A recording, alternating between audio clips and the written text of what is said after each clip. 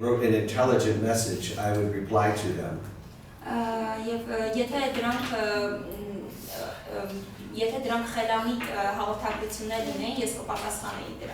And in one case, I started a conversation with a Turk about the genocide. In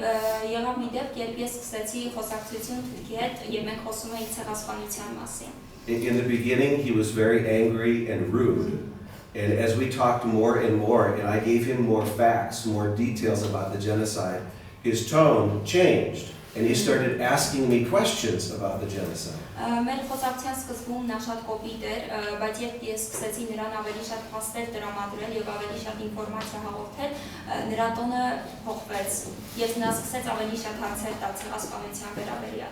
And it was very clear to me that he was just told a story. He was not giving the evidence or the facts. Someone told him a story, and that's what he's taught. And for the first time, he was hearing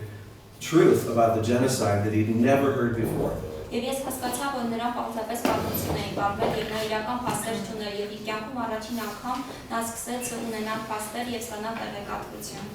And that's why we write songs like Adana and Remember, so that people can hear the truth.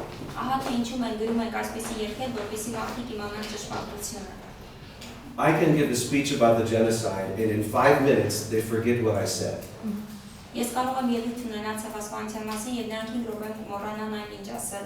But if you write a song about it and you tell the story, it lasts for a lifetime.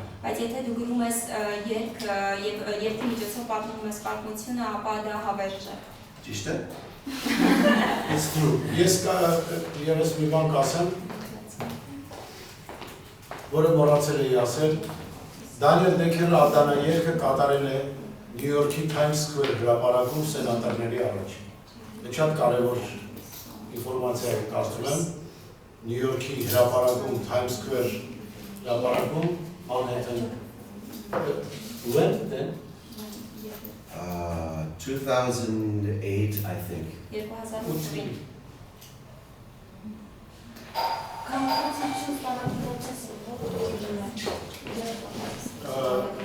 Yes. Ovir barra հայերեն ոնց է ես մոռացել եմ կներեք, ոնց է հապաղում է։ Ուժաս։ Անձնագրային բաժնի մի խոսքով, արդեն ամեն այդ փաստաթղթերը ընթացքի մեջ են,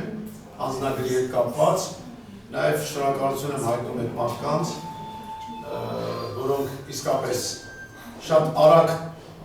ձևով կազմակերպվում են անձնագրի այդ պատրաստումը, նախապատրաստական այդ,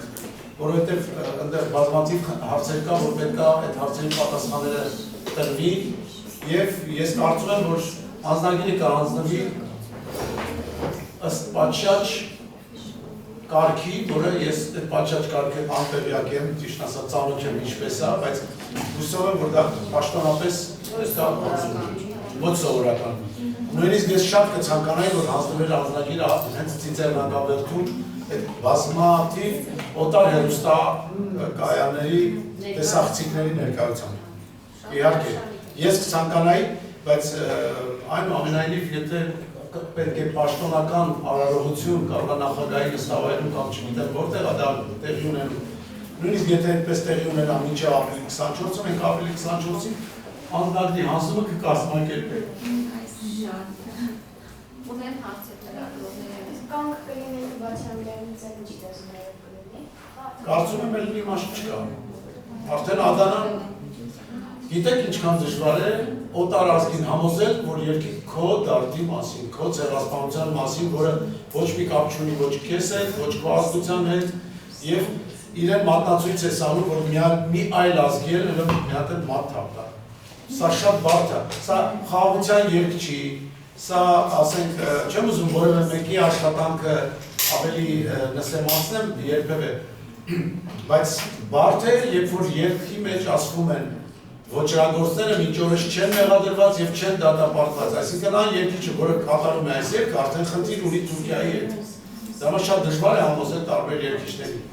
Իսկ բարեկամքի դրսևորման երգեր կան բարեգործական ակցիաների կամ երկրաշարժի նվիրված, սիրո մասին, խաղաղության մասին համամարտկային երկեր շատ կան, որոնք շատ ավելի ցանկալի են, ավելի հեշտ են դրանց իրականացումը։ Բայց 20 ազգի համոզել, որ կան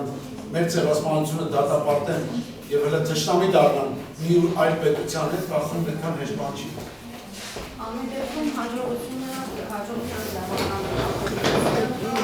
Կա հաջողություն, անշուշտ կա, որ հետը կլիվ են անում ուրեմն հաջողությունը կա։ Եթե ադրեսը ոգով նայեցնենք դատերի թվերի մասին, Ես կարծում եմ, բոլոր լրագրողներին կարող եմ խորհուրդ տալ, իմ կարծիքս եմ ասում, որ այս հարցը իսկապես շատ կարևոր է մեր ազգի համար, մեր երկրի վարկանիշի համար, որ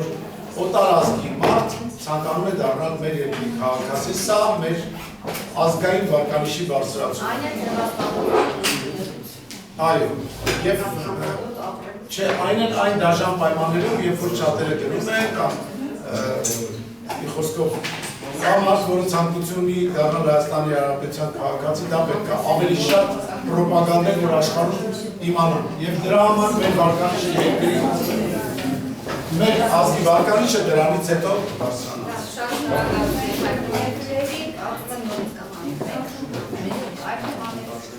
Շնորհակալություն ձեզ բոլորի լուսաբանելու համար։